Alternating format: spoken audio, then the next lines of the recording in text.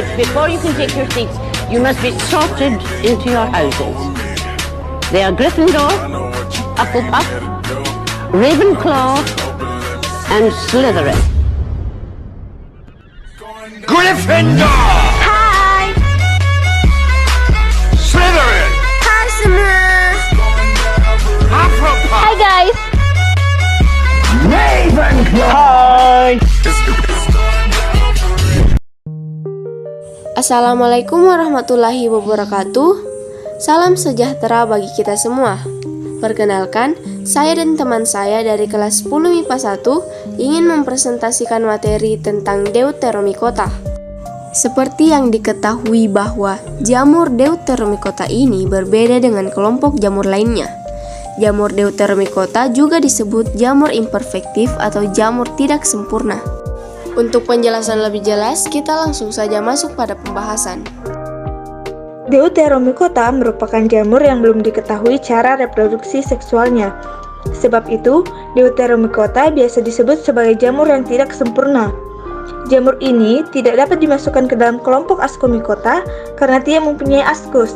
Juga tidak bisa dikategorikan sebagai Basidiomycota karena tidak memiliki basidium. Nama lain dari Deuteromycota ialah Fungi imperfecti, yaitu jamur tidak sempurna. Ciri-ciri Deuteromycota: pertama, multiselular; kedua, hifa bersekat dengan tubuh yang berukuran mikroskopis; ketiga, banyak parasit pada inangnya, serta banyak yang hidup saprofit pada sampah; keempat, reproduksi aseksualnya dengan konida serta seksualnya belum diketahui; kelima, menyebabkan penyakit serta bersifat merusak pada hewan ternak, manusia, dan tanaman; keenam, biasanya hidup di tempat yang lembab. Cara reproduksi. Reproduksi aseksual terjadi dengan menghasilkan konidia serta menghasilkan hifa khusus yang disebut konidiofor. Kemungkinan jamur ini merupakan suatu perkembangan jamur yang tergolong Ascomycetes ke Basidiomycetes, tetapi tidak diketahui hubungannya. Walaupun tidak mempunyai reproduksi seksual, namun rekombinasi genetiknya masih bisa terjadi, sehingga disebut dengan paraseksualitas. Siklus paraseksual ini adalah proses mengirim materi genetik tanpa lewat pembelahan meiosis serta perkembangan dari struktur seksual. Dapat kita lihat juga pada gambar yang dimana adalah merupakan siklus hidup pada jamur Deuteromycota. Setelah mengetahui cara reproduksi dari Deuteromycota, sekarang mari kita pelajari cara hidup dari Deuteromycota. Cara hidup. Jamur Deuteromycota bersifat saprofit di banyak jenis materi organik sebagai parasit pada tanaman tingkat tinggi dan perusak tanaman budidaya dan tanaman hias.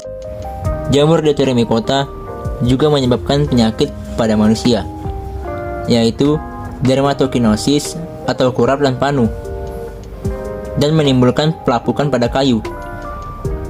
Fase pembiakan secara vegetatif pada Monilia sp ditemukan oleh Dodds pada tahun 1927 dari Amerika Serikat.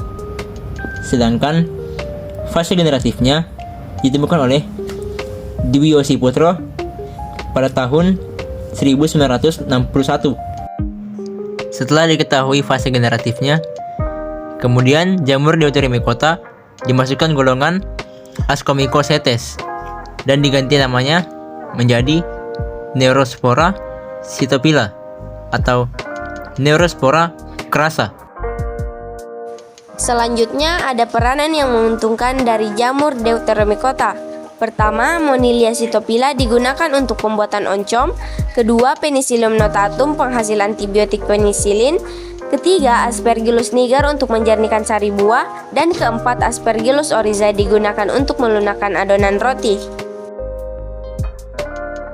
Peranan yang merugikan ada 4, yaitu 1. Epidermophyton fochosum yang menyebabkan kutu air.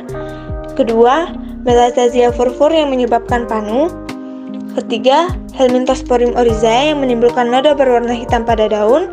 Dan yang keempat, Chaclosporium sp yang merupakan parasit pada buah-buahan dan sayuran.